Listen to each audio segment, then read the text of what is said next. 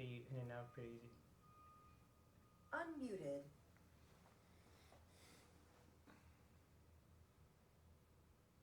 All right, thank you everyone for your patience. We are now joined by goalkeeper JT Marcinkowski. Let's go ahead and get started with a question from Jamin Moore.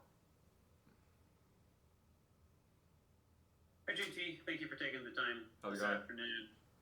Obviously, you're facing a Galaxy team that's not the same Galaxy team you faced last year. They're off to a better start, scoring a lot of goals with Chicharito, new coach, and Greg Vanney. What are you guys seeing on the tape so far that's kind of unique and different about this Galaxy team compared to what you faced the last couple of years? Thanks. Yeah, I mean, I think with Greg Vanney comes a massive pedigree of success, and he's had it for a long time in Toronto, obviously for 3 or 4 years in a row, and with a coach like that, and I think the new players they brought in, it's a different team, but so are we. I think we can show a little bit different quality, and we're looking to bounce back after just not good enough performances from everybody. And yeah, I think we're just really looking forward to the opportunity to play in the Clasico and kind of right the ship. Thank you, JT. Next question from Alicia Rodriguez. Thank you. JT, I imagine that, it's a little bit of, you want to get the good stats, you want to get the wins, you'd like to get them both, but you haven't posted a shutout yet this season. What are you guys working on to try and get to that, and obviously hopefully do that against your big rival? Yeah, I mean, I think a shutout is a collective performance, and it's not just the goalkeeper or the back line. I think it's everybody on the field, and it's the subs who come in as well. And I mean, getting a 0 kind of on our end is something that we want, but you kind of said to yourself, winning games is more important, and then we'll go from there. Thank you, JT. Next question from Fabian Renkel. Thank you, JT, for your time today.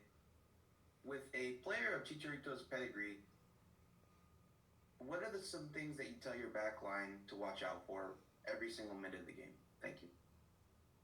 Yeah, I mean, Chicharito is a player who's played at the highest level, Man United, Real Madrid, just to name a few, and he's going to bring quality. He's going to have chances, but I think our goal is just to limit them as much as we can. We always have to be aware of his movement. I think he's really similar to Wanda with the way he can find spaces in the box and the way that he moves off the backline shoulder. And I think from my end, just communicating as much as I can, and just trying to help our backline see him and make sure they know where he's at all the time. Thank you. 2 more questions, starting with Alicia Rodriguez. Thanks again. JT, you're a Bay Area native. Obviously, I imagine you're pretty well versed in the Bay Area LA rivalry in general. When you guys are preparing for a big rivalry game like this, are you doing trash talk in training all week, gearing up for this game?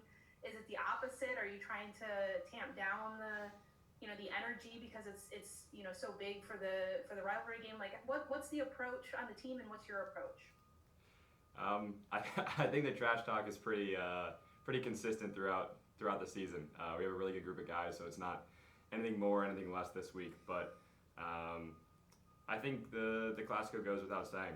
It's a rivalry that has been around for a really long time, and something I've grew up watching. I used to go to the Stanford games all the time when I was younger, and I'm really looking forward to having my first one with fans. Obviously, played them a few times last year, but is it really the same without the supporters in the stands? So yeah, just looking forward to it, and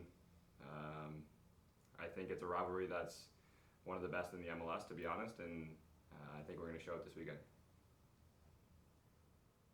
Thank you. One final question from Alex Morgan.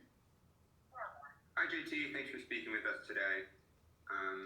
After 3 home losses in a row, I'm curious what the focus has been in training this week. What Matthias has said to you guys that needs to change and needs to improve in order to turn that around. Yeah, I mean, I think we're really disappointed in the fact that we had 3 opportunities at home and we didn't get any points out of those games. But I don't think we have to be changing the entire world or doing everything completely different. I think we Matias always talks about having, staying on an even line and never getting too high or too low. And we started the season off not great in Houston. Then we had 3 good games and 3 bad games. So we're kind of right back to where we started. And I think it's a really good opportunity to, just to play a good game and to play our style right before the break and have a good kind of feeling in the locker room before we head off on the break and then come back and have a really busy summer schedule. All right,